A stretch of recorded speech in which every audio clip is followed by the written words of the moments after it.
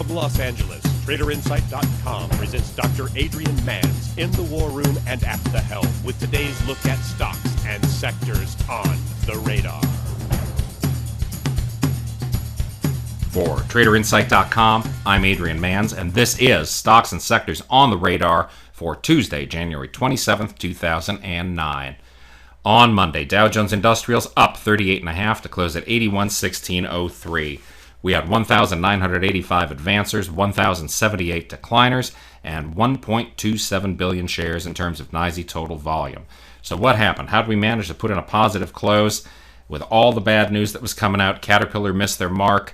They're going to lay off another 20,000 people. McDonald's missed. Starbucks is looking to lay off more people. Home Depot's closing a bunch of stores. They're going to lay off people. American Express, everybody was waiting for that number to come out.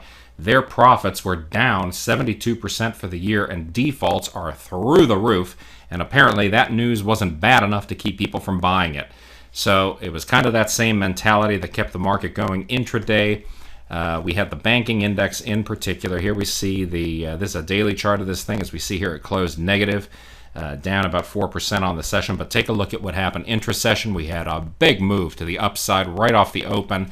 This thing went up 4 points off the open and then managed to just collapse. This baby imploded over the course of the session, and right along with it, the Dow, the S&P 500, all these guys. Look at the Dow Jones, came right in with the banks. The S&P 500, same thing, wound up a 0.5% on the day, but it had made it as high as 852 and wound up closing at 836. We had the NASDAQ 100, the NASDAQ comp. They all did the same dance over the course of the session. Now, we were looking at gold stocks going into the day today, and we see that yesterday we had this line drive move in the golds. We were looking for a punch to the upside, and we were looking for a profit target right around 131 on the index. Well, as you see here, gold was gapped right about up to the profit targets. Of course, none of us were able to take advantage of that because none of us held it. Well, maybe some of you held it. I didn't hold this thing overnight. I didn't have any gold stocks overnight. I was looking for this move in the morning. All the stocks that I have been watching in the gold and silver index did pretty much the same move, and I wound up not being able to capitalize on it. But that's okay, because those line drive moves from yesterday are now infield fly setups.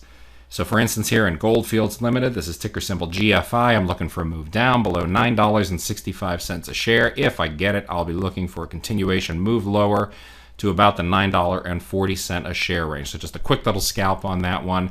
On Gold Corp, ticker symbol GG, looking for a move below $28.55. Any price action down below $28.55 is going to have me looking for a move all the way down to $28.10 a share.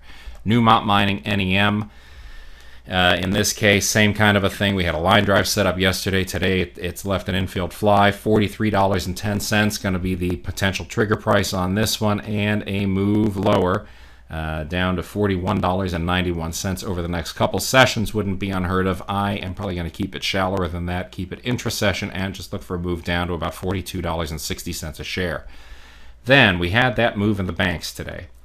So on Tuesday, I'm going to be watching PNC Financial Services. That's ticker symbol PNC, of course. This is a switch hitter setup. Really moved in concert with the banks today. I'm going to watch for a break below $29.62 a share, and I am going to be watching then for a target down around $27.89 on the bigger picture switch hitter, and maybe just a move down into the $28.90 a share on an intraday move. And then finally, also in the financials and the capital markets, I'm looking at BlackRock. If we get a move on BlackRock below 105.57, I would be very interested in seeing this one move down lower and hit a 103.40 target. Could easily do it intraday. Again, I'm not going to hold any of these things overnight. The news is just making things too volatile, too unpredictable, especially right around the open. A lot of trades that look good going into the close. You take them in, and then the next morning you get hammered out of them as the volatility comes back and pounds us around.